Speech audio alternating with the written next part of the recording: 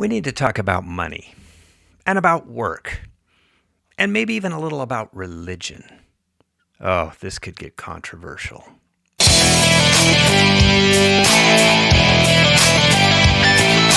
I grew up with one main idea about money. The way to pay my way through life was going to be a job. My grandpa was a diesel mechanic who kept the supply chains rolling for the Allies across Germany during the Battle of the Bulge in World War II. My dad was a welder for a mining company, a job he did for 40 years. I can remember one hot August day when I was about 9, he came home in his blue coveralls with his name stitched on the pocket, covered head to toe with black grime and grease. He worked with steel, iron, coal, and fire all day long and put in overtime whenever he could get it just to keep up with our sizes in tough skins and sneakers. My brothers and sister and I were playing in one of those portable swimming pools in the backyard. Dad took one look and motioned for us to clear out of the pool. He walked up, turned around, and did a fully clothed nesty plunge. Take the nesty plunge into that cold water.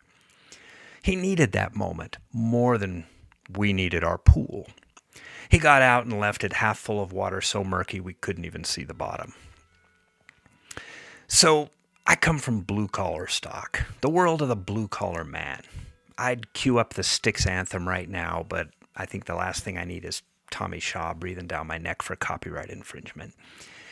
But anyhow, my parents taught me that I had two options after high school: learn a trade or go to college.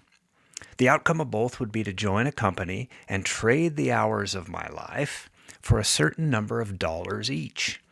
College would cost me a lot more, but allegedly give me more dollars per hour once I had that diploma, buying a bigger lever, so to speak. So I chose the college option, the first of my generation to do so. The next 35 years became all about trading hours for dollars. I got a week or two off every year for vacations, but otherwise hard at it for 8 hours every weekday. As my responsibilities and skills improved, I'd get another dollar for every hour here and there. And that would continue to increase until I could qualify for a mortgage, qualify for bigger car payments so I could get a more reliable car, and maybe even take a longer vacation. It was just all about climbing that ladder, but not getting too ambitious because I didn't want to become like those greedy people I saw on TV. So what's next? Well, the plan was, when I turned 65, I'll abruptly stop getting dollars per hour and collect my Social Security check. And if I work even longer, it'll be even bigger. But it's only going to pay for a fraction of what life will actually cost at that time, so you'd better be putting away a big chunk of every one of your paychecks into your 401k account. Of course, you have no idea how much of this will actually end up in your pocket because it'll be taxed at the going rate when it comes out. And that was it. The great plan for the great American life.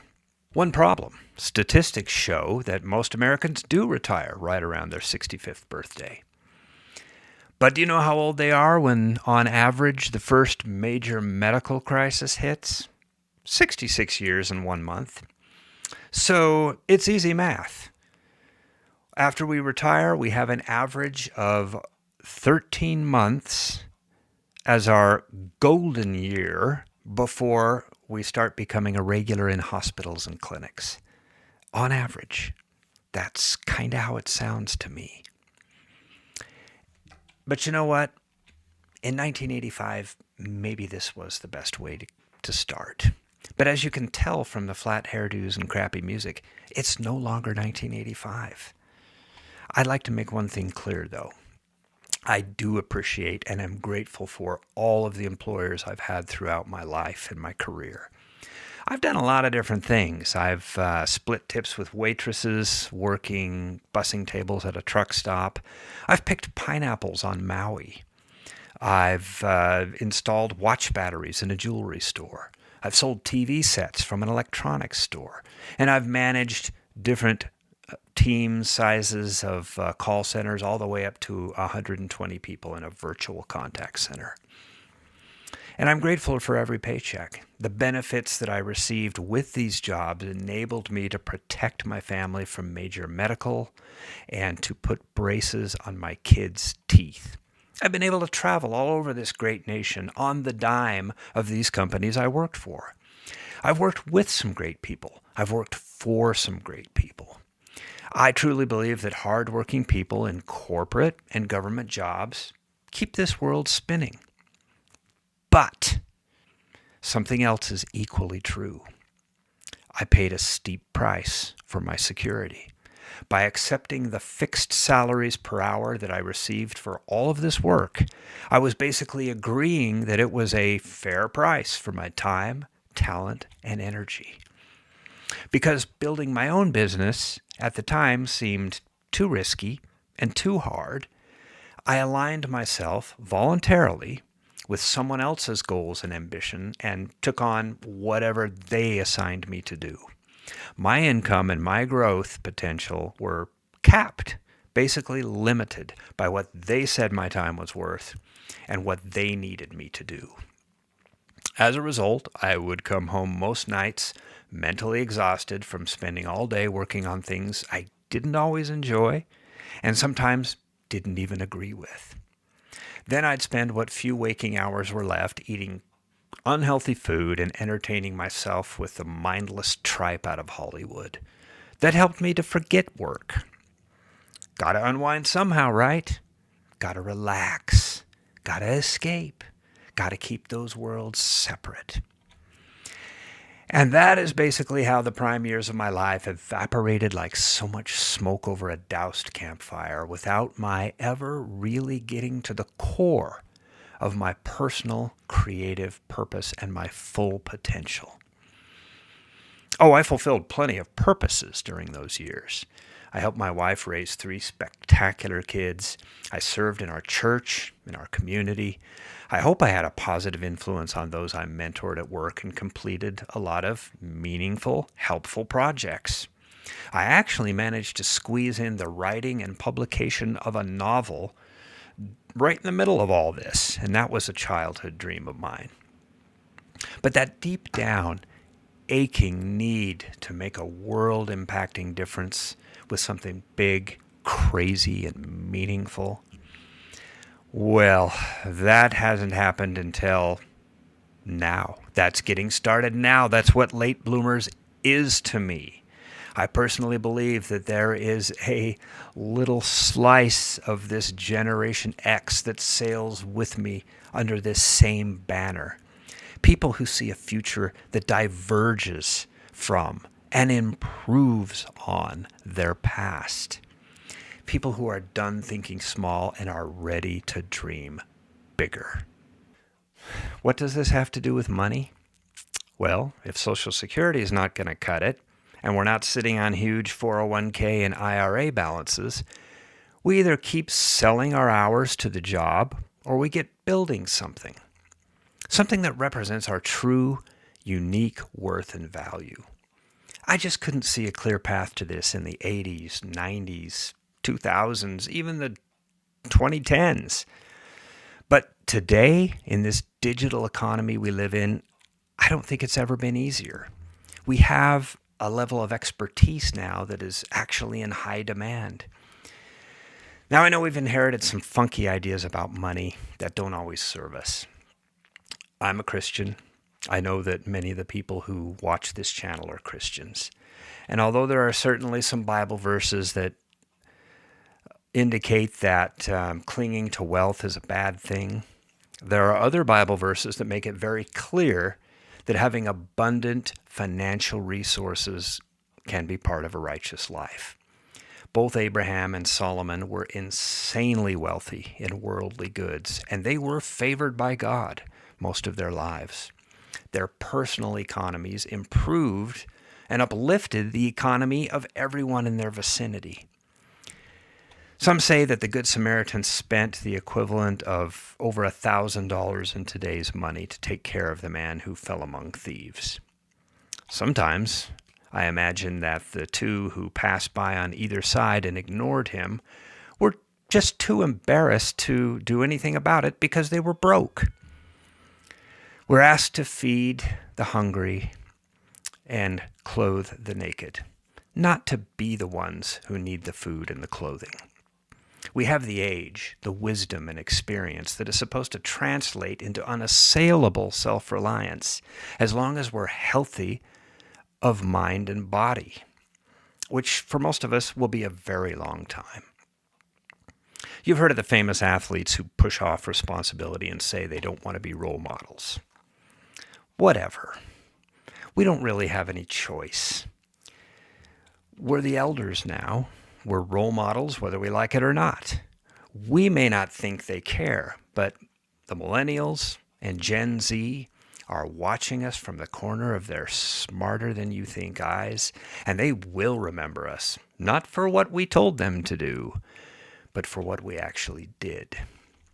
Too many of us have made out the creation of wealth as a zero-sum game where the vast majority collects in the hands of a few, and so obviously everyone else must have less, right? Well, that's not how capitalism works if you work capitalism. 30 years ago, a nerdy, regular guy by the name of Jeff set up an online bookstore in his garage.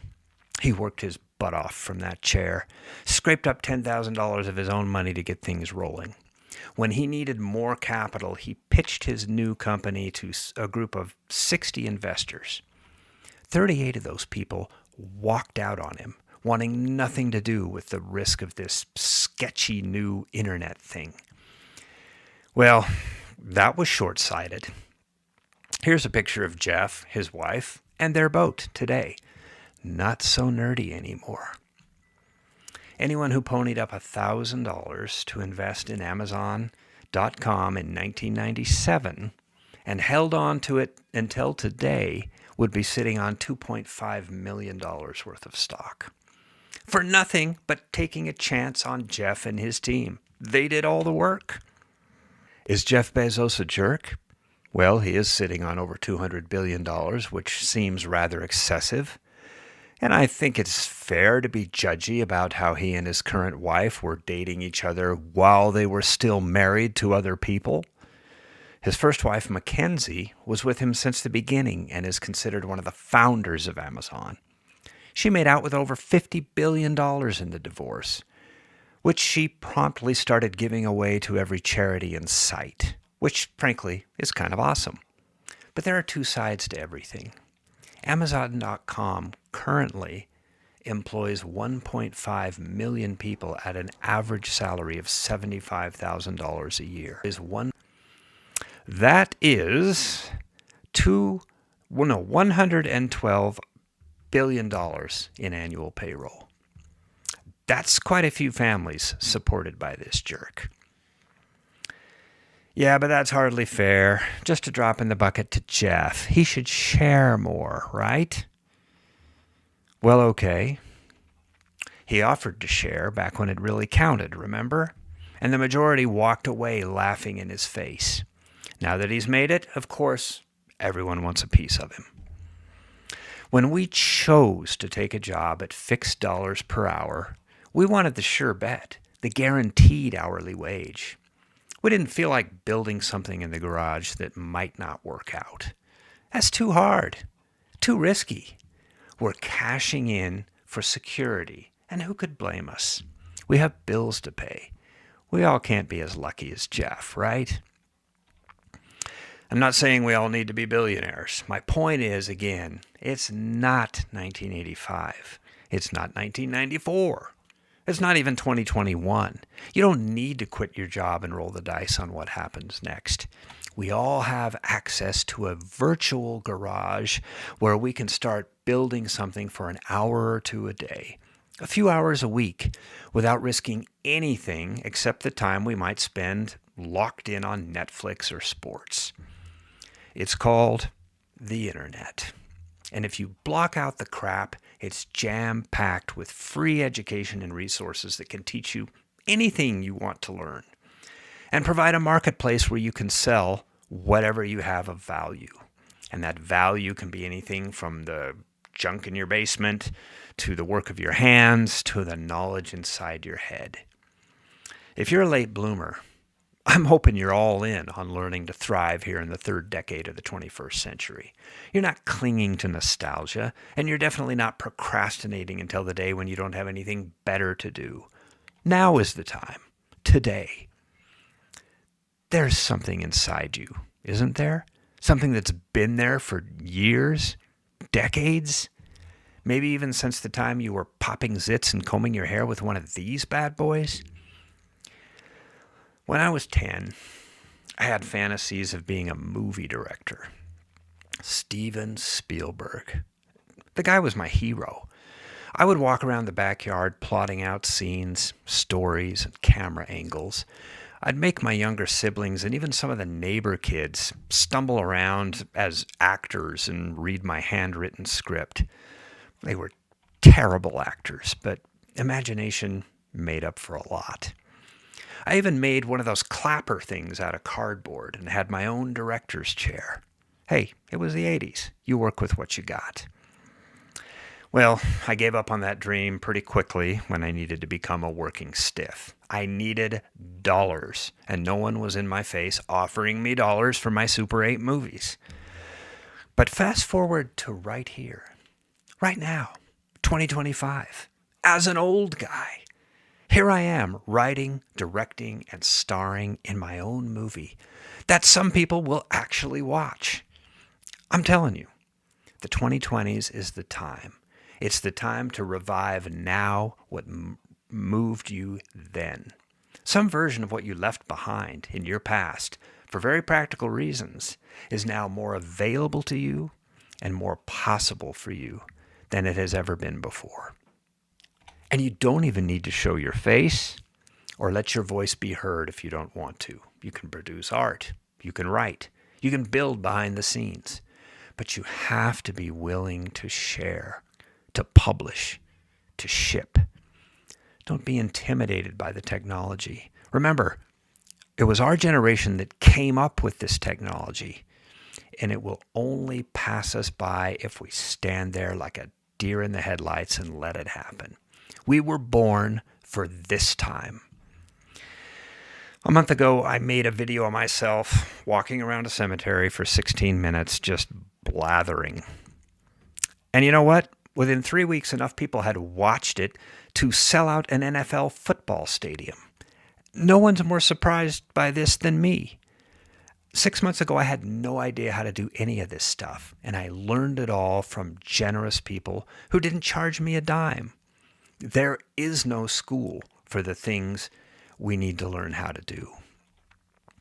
Look, if you can show people in Singapore a picture of your lunch with a click, imagine the reach of something really important coming from your experience, your seasoned mind, your imagination. There's a lot of crap on the internet today that just holds your attention hostage. It'll steal your dreams and bleed out your future. Don't let that happen. Go full on proactive. Let go of consuming junk. Embrace consumption of high quality learning materials that will give you skills. Then practice those skills with the purpose of becoming a contributor. Live the tiniest sliver of your life in public. I dare you. You will find people who appreciate it and encourage you to do more. There will also be jealous trolls, but they've been there since the beginning of time. Those who can, do. Those who can't, troll those who can. Now you might start small, but your effort could blossom into something that fills your hours with fulfillment instead of boredom, and ultimately your bank account with cash instead of debt. A stream of income that can allow you to take care of you and yours, independent of bosses and governments. Regret. It doesn't have any value as a human emotion. Become a person who never feels it again. If you can't shake something you know you need to do, there will forever be a jagged hole in the world in its exact shape. I'm challenging you to get started on this. In the link in the description below this video, you can get a free resource that I call the Vision Collision. It's a PDF you can download. It will guide you through the prompts of expressing your dream in writing, something that can serve you for a long time to come. Print it out, take it with you on a long walk, disappear for a few hours, and come back someone else, someone incapable of regret. Now, we got a lot more ground to cover in future videos, so please like and subscribe to this channel. Leave a beautiful comment below. I look forward to seeing you reach your full bloom.